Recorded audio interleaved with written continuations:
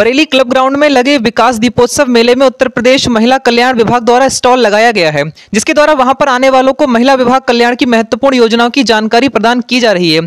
साथ ही प्रचार प्रसार सामग्री के रूप में पंपलेट आदि वहां पर जानकारी देने वालों को दी जा रही है। सहायता नंबर के बारे में स्टाफ के द्वारा अवगत कराया जा रहा है। मिशन शक्ति एवं बेटी बचाओ बेटी पढ़ाओ के विषय में मुख्यमंत्री कन्या सुमंगला योजना, उत्तर प्रदेश मुख्यमंत्री बाल सेवा योजना के आवेदन पत्र स्टॉल में उपलब्ध हैं। सनसिटी कॉलोनी में राहगीरों की मदद हेतु खुद ही कराया सड़क निर्माण। यूं तो समाज सेवा के कार्यों में कई तरह से लोग अपना अपना योगदान निभा रहे हैं, परंतु किसी दूसरे की पीड़ा को खुद महसूस करके उसका समाधान करना एक बहुत बड़ा कार्य है और इस कार्य को किया है सनसिटी कॉलोनी की निवासी एवं यहीं पर अपना क्लिनिक चला रही डॉक्टर कविता पांडे जी ने। उन्होंने अनगिनत बार राहगीरों को अपने निवास स्थान के सामने खुली हुई सड़क पर गिरते हुए व चोट खाते हुए देखा है, जिसकी वजह से उनका हृदय दुखित रहा और इस पीड़ा को महसूस करते हुए उन्होंने खुद ही इस सड़क के निर्माण के कार्य को पूर्ण कराने का निश्चय किया। हालांकि कॉलोनी की सोसाइटी के माध्यम से कई बार नगर निगम व कॉलोनी के पार्षद इसके बारे में लिखित शिकायत की गई थी तथा कई बार बजट पास होने के बावजूद भी सड़क का निर्माण कार्य कभी पूरा नहीं हो सका था। कहकर डॉक्टर कविता पांडे जी ने अपनी धनराशि द्वारा इस सड़क का निर्माण कार्य पूर्ण कराया है। डॉक्टर कविता पांडे जी द्वारा समाज सेवा में किया गया है कार्य एक पहल नहीं अपितु 3 गांवों को भी डॉक्टर कविता पांडे जी ने गोद लिया है एवं अपनी सेवाएं प्रदान कर रही हैं। एक डॉक्टर होने के साथ साथ समाज हित में भी अपनी सेवाएं प्रदान करने के बाद भी उनका कहना है कि यदि हम स्वयं भी किसी भी प्रकार के छोटे छोटे कार्यों को करने का बीड़ा उठा लें तो उसके लिए हमें स्वयं को या फिर किसी को भी परेशानी का सामना नहीं करना पड़ेगा। सरकारी मशीनरी के द्वारा यह सड़क नहीं बना पाने का उनको कोई मलाल नहीं है, बल्कि खुशी इस बात की है कि अब यह सड़क बन चुकी है और अब किसी भी राहगीर या किसी व्यक्ति को हादसे से गुजरना नहीं पड़ेगा। परंतु इस बात का दुख जरूर है कि उनके द्वारा सड़क का निर्माण कराए जाने पर भी कुछ लोगों द्वारा आपत्ति की गई, जबकि उनको भी यह सड़क निर्माण होने की खुशी होनी चाहिए। कहीं ना कहीं समाज हित के कार्य करने वाले में ऐसे समाज सेवियों को समाज को खुद आगे आकर सम्मान करना चाहिए, जो समाज सेवा को तन मन धन से कार्य करने में लगे हुए हैं। जो सड़क का निर्माण हो रहा है, क्या ये नगर निगम की तरफ से हो रहा है? क्योंकि इस टाइम तो अभी कहीं पे मैं देख नहीं रहा हूँ कि नगर निगम कोई कार्य करवा रहा है। जी हाँ, ये नगर निगम को काफ़ी रिक्वेस्ट की थी हमने, काफ़ी सालों से हम यहाँ 2002 से सभासद जी भी आए, काफ़ी लोगों से हमने रिक्वेस्ट की, लेकिन इतने सालों से ये सड़क का निर्माण नहीं हुआ और इसके उबड़ खाबड़ होने की वजह से काफ़ी ओल्ड सिटीजन्स को चोटें लगी हैं। मेरी मदर भी इसका एग्जाम्पल है, जो आज भी चल नहीं पा रही है अच्छी तरह से, वो यहीं गिर गई थी। उसके अलावा मैंने 2-3 यहाँ पे ओल्ड पर्सन्स हैं जिनसे पता किया था, तो मुझे लगा कि ये निर्माण मुझे करना। क्या आपने कभी नगर निगम में इसके लिए रिटर्न में या कभी कुछ ऐसा हो दिया है कि नगर निगम ने इसको बनाने का ये?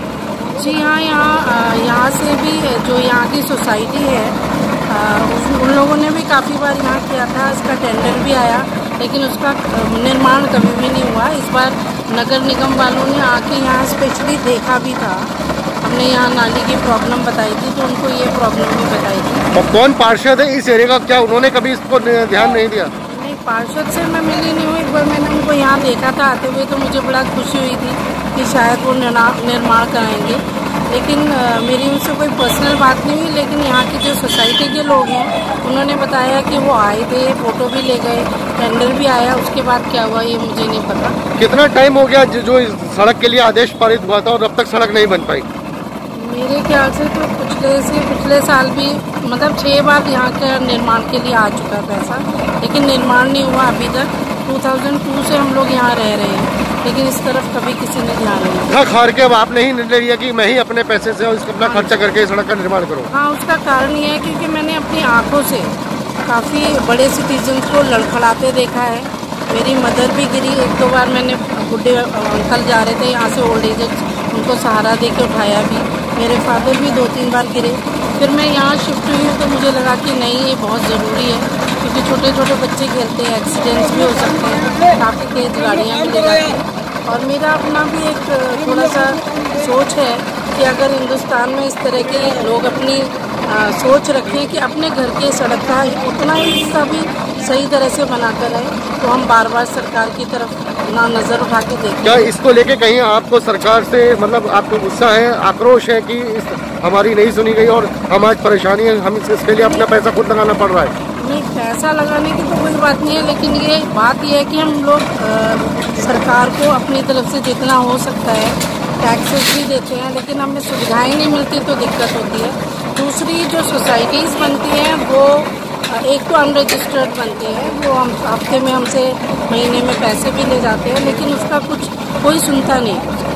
फिर वो जो कुछ पर्टिकुलर लोग होते हैं सोसाइटी के, वो लोग कोशिश करते हैं, लेकिन मुझे लगता नहीं है कि बहुत प्रोग्रेसफुल ये चीज़ें हैं। तो मुझे लगा कि मैं भी एक भारतीय हूँ और अगर मुझे बड़े बूढ़ों का ध्यान रखना है तो मुझे ये सब करना पड़ेगा, क्योंकि इतनी गंदी सड़क पे ना हम चल सकते हैं ना हमारे साथ के लोग। बरेली में रोजगार को हवा देने के लिए बैंकों ने बांटा लोन। उत्तर प्रदेश सरकार द्वारा लोगों को बैंक द्वारा लोन वितरण कराए जाने के लिए शुक्रवार को एक लोन मेले का आयोजन हुआ, जिसमें बरेली के 23 बैंकों ने हिस्सा लिया।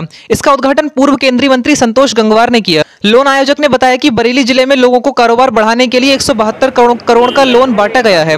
मौके पर मौजूद केंद्रीय मंत्री संतोष कुमार ने बताया कि बैंकों ने बहुत अच्छा काम किया है। इस आयोजन से सैकड़ों लोगों को कारोबार बढ़ेगा। बातों को ज़्यादा करना नहीं चाहता हूँ, लंबा समय बीत गया, पर पहली बार देश के अंदर आज़ादी के बाद हर व्यक्ति बैंक में